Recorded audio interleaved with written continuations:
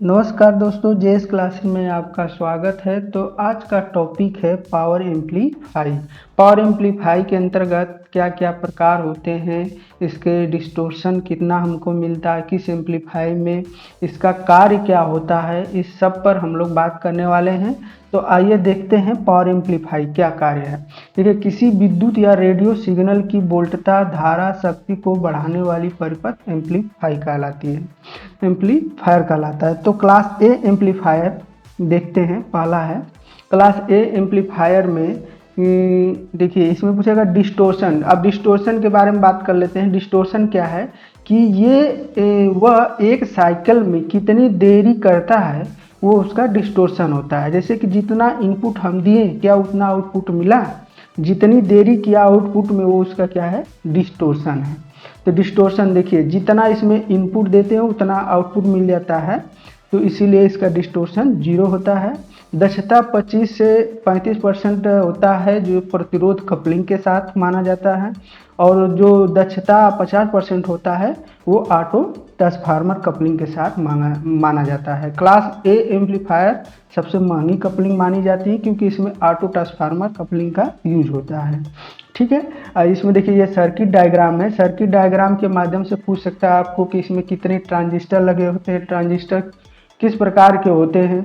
तो इसमें NPN एक ट्रांजिस्टर लगा होता है। ठीक है। इसमें जैसे क्लास ए एम्पलीफायर में भी पूछ देता है कि जैसे आपको आउटपुट कितने डिग्री पर मिलता है, तो 360 डिग्री पर, जिसको लिखा गया जैसे output collector current flow for 360 degree AC cycle. तो देखिए, class B amplifier, class B amplifier को देखते हैं। क्लास बी एम्पलीफायर है जिसमें देखिए, क्लास बी एम्पलीफायर में डिस्टोर्शन होता है जो क्लास ए एम्पलीफायर से ज़्यादा होता है, क्योंकि इसमें जो आउटपुट हमको मिलता है, आउटपुट जो साइकिल मिलता है वो 180 डिग्री पर ही मिलता है। ठीक है। तो इसलिए इसकी दक्षता कितनी होती है, 78.5%। दक्षता तो ठीक ठाक, लेकिन डिस्टोर्शन ज़्यादा है। ठीक है। तो अब इसका जैसे 180 पर मिलता है। और इसका देखिए सर्किट डायग्राम में, सर्किट डायग्राम में आपसे क्या पूछ सकता है, सर्किट डायग्राम में पूछ सकता है कि इसमें कितने ट्रांजिस्टर यूज होते हैं। इसमें कितने ट्रांजिस्टर यूज होते हैं, तो 2 ट्रांजिस्टर यूज होते हैं। और कौन कौन से प्रकार हैं, एक NPN ट्रांजिस्टर और PNP। ठीक है। तो ये आपको पूछ सकता है क्वेश्चन के माध्यम से। और कि ये एम्पलीफायर को आउटपुट कितने डिग्री पर मिलता है, तो ये कितने पर मिलता है, 180 डिग्री पर। ठीक है। आगे क्लास सी एम्पलीफायर पर चलते हैं। क्लास सी एम्पलीफायर नहीं, उसके पहले क्लास ए बी एम्पलीफायर। ठीक है। क्लास ए बी एम्पलीफायर क्या करता है, देखिए इसमें जो डिस्टोर्शन होता है क्लास बी से क्या होता है, कम होता है, डिस्टोर्शन कम होता है। और इफिशियंसी जो होती है 50% से 78.5% होती है। इसमें क्या होता है कि जो आउटपुट सिग्नल हमको मिलता है, ठीक है, जो आउटपुट सिग्नल मिलता है 0 से न स्टार्ट होकर 0 से थोड़ा सा आगे स्टार्ट होता है और 180 डिग्री से थोड़ा अधिक होता है। ठीक है। तो इसीलिए देखिए, इसमें लिखा output collector current flow for more than 180 degree and less than 360 degree.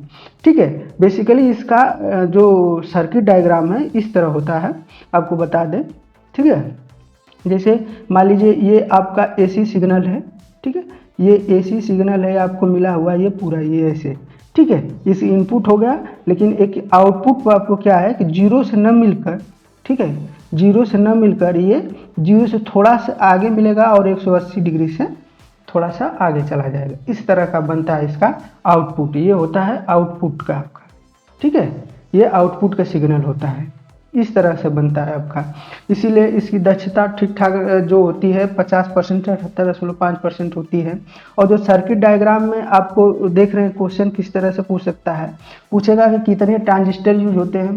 तो आपको याद करने का सबसे सिंपल तरीका है कि क्लास ए में कितने थे, 1 ट्रांजिस्टर, क्लास बी में कितना था, 2, और दोनों को मिला दिया गया तो 1 और 2 कितना हो जाएगा, 3 ट्रांजिस्टर। तो देखिए इसमें 3 ट्रांजिस्टर यूज हुए हैं कि नहीं। ठीक है। 3 ट्रांजिस्टर हैं। तो देखिए, मैं इसमें ट्रांजिस्टर अगर आपसे पूछ देगा कितने ट्रांजिस्टर यूज किए जाते हैं, तो 3 ट्रांजिस्टर। ठीक है, अब चलते हैं अगला जो एम्पलीफायर है क्लास सी एम्पलीफायर, उस पर बात करते हैं। ठीक है, इसमें देखिए जो सर्किट डायग्राम बनाया गया है, जिस तरह हम बता रहे थे उस तरह से बनाया गया है इस वाले में। देखिए इसमें पूछेगा क्लास सी में कितने ट्रांजिस्टर यूज होते हैं, तो एक ट्रांजिस्टर यूज होता है जिसका नाम क्या है, ठीक है, एनपीएन ट्रांजिस्टर। ठीक है, देखिए ये एसी का जो है, ये एसी का है, एसी इनपुट का है, ये आउटपुट हमको ये वाला आउटपुट मिल गया है।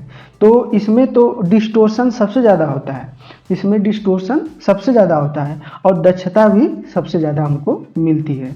ठीक है, तो देखिए इसका हम लोग देखते हैं। देखिए इसमें डिस्टोर्शन क्या, more than distortion all amplifier, मतलब ए बी और ए बी सबसे डिस्टोर्शन ज़्यादा किस में मिलता है, सी एम्पलीफायर में, और इसकी इफिशियंसी भी ज़्यादा मिलती है, दक्षता कितनी, 86%। ठीक है, अब इसका क्वेश्चन आ जाएगा कि सबसे ज़्यादा डिस्टोर्शन किस में मिलता है, तो क्लास सी एम्पलीफायर में सबसे ज़्यादा जो दक्षता किसकी होती है, तो क्लास सी एम्पलीफायर की जो 86% होती है। ठीक है, इसका उपयोग कहाँ होता है, रेडियो फ्रिक्वेंसी में और ट्यून्ड एम्पलीफायर के रूप में। ये सबसे ज़्यादा पूछता रहता है कि इसका उपयोग कहाँ हम करते हैं, तो रेडियो फ्रिक्वेंसी और ट्यून्ड एम्पलीफायर में। ठीक है, तो क्वेश्चन किस तरह से आते हैं एक बार फिर से हम लोग इसे रिवाइज कर लेते हैं। क्लास ए एम्पलीफायर में जो डिस्टोर्शन होता है, विकृति जिसको बोलते हैं हिंदी में, वो क्या होता है, 0 होता है। क्लास बी में कितना होता है, क्लास ए से क्या अधिक होता है, और ए बी में कितना होता है, ठीक है, ए बी में कितना होता है, तो क्लास ए से ज़्यादा ही होगा क्योंकि उसमें तो 0 है, और बी से थोड़ा सा कम होता है, और क्लास सी में सबसे ज़्यादा होता है। ठीक है, अब ये एम्पलीफायर कंप्लीट हो गया जो आपको एग्जाम पॉइंट ऑफ व्यू से सबसे महत्वपूर्ण होने वाला है, जिसको आप एक ऑब्जेक्टिव के माध्यम से आप इसमें ऑब्जेक्टिव बना सकते हैं और आप सॉल्व कर सकते हैं और अपना स्कोर आप देख सकते हैं। तो आज के लिए इतना ही, धन्यवाद, जय हिंद, जय भारत।